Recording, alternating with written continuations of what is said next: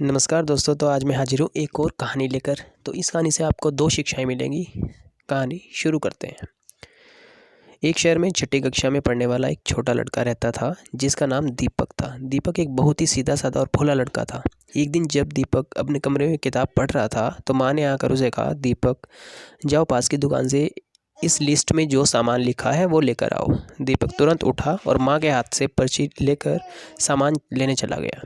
जब वह सामान लेकर वापस आ रहा था तो उसने देखा कि उसी के स्कूल में 10वीं कक्षा में पढ़ने वाले दो बच्चे सनी और टोनी सड़क के किनारे खड़े हैं।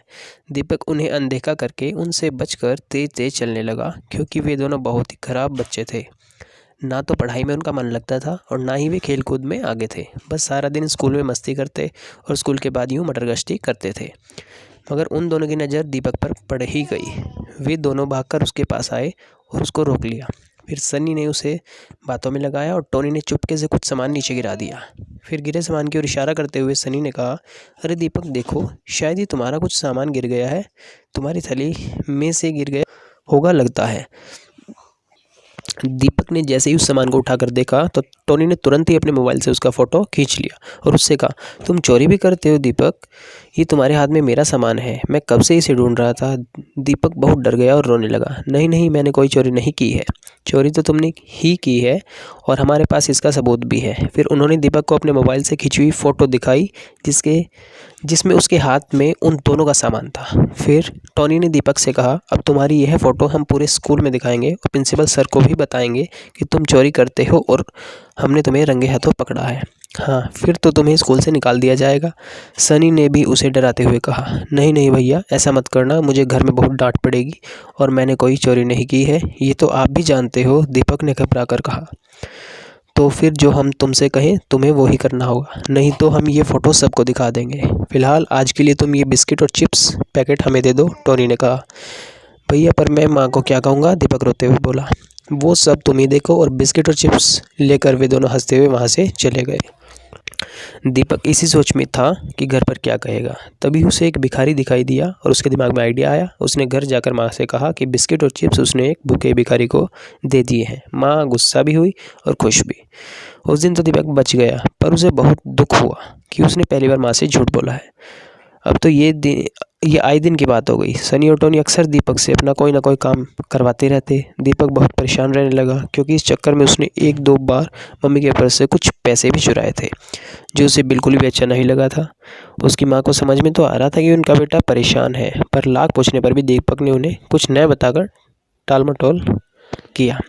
एक दिन दीपक बहुत ज़्यादा परेशान हो गया और रोने लगा। माँ जब उसके कमरे में गई और प्यार से उसके सिर पर हाथ फेरने लगी तो दीपक के सब्र का बांध टूट गया और उसने माँ को सारी बात बता दी। माँ ने गुस्सा करने के बजाय उसे गले लगाते हुए कहा, रो मत दीपक, देखो जो हुआ है वो हुआ है, पर बेटा मैंने तुम्हें कितनी बार समझाया था कि अपने माता पिता से कभी भी कोई बात नहीं छुपानी चाहिए।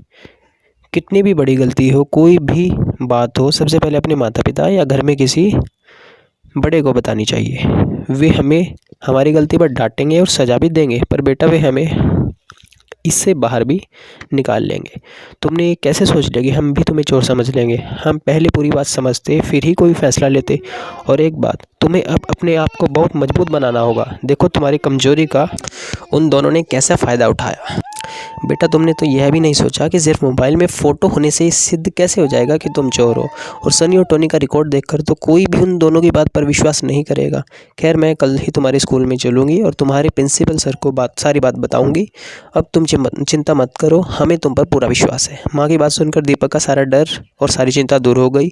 कई दिनों से उसका मन जो अशांत था, अब उसके मन की सारी उथल पुथल दूर हो गई। माँ ने अगले ही दिन स्कूल जाकर प्रिंसिपल सर को सारी बात बताई। सर ने सनी और टोनी के मम्मी पापा को बुलाकर उन दोनों को उस बच्चे की करतूत के बारे में बताया। सनी और टोनी दोनों को बहुत डांट पड़ी और कुछ दिनों के लिए स्कूल से निकाल भी दिया गया। सनी और टोनी के मम्मी पापा भी बहुत शर्मिंदा हुए। उन्हें प्रिंसिपल सर और दीपक और उसकी मम्मी से माफ़ी भी मांगनी पड़ी। प्रिंसिपल सर ने सनी और टोनी को आखिरी हिदायत देते हुए कहा कि यदि इसके बाद भी वे दोनों नहीं सुधरते तो उन्हें बाल सुधार गृह में भेज दिया जाएगा।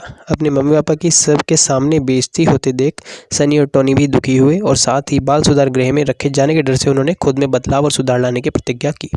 तो इस कहानी से हमें क्या शिक्षाएं मिलती हैं? पहली शिक्षा कि चाहे कोई भी बात हो या हमारी कोई भी गलती हो, हमें अपने माता पिता से कुछ भी नहीं छुपाना चाहिए। हो सकता है वे हमारी गलती पर डांटें या सज़ा भी दें, पर वे हमारी सहायता भी करेंगे। और दूसरी शिक्षा मिलती है कि कभी भी ऐसा कोई काम नहीं करना चाहिए जिससे हमारे माता पिता को दुख हो या उन्हें दूसरों के सामने शर्मिंदा होने पड़े। आई होप आपको ये स्टोरी अच्छी लगी होगी। अगर पसंद आई है तो ज़रूर लाइक करें और चैनल को सब्सक्राइब करें इसी टाइप की और वीडियोस पाने के लिए। Thank you very much.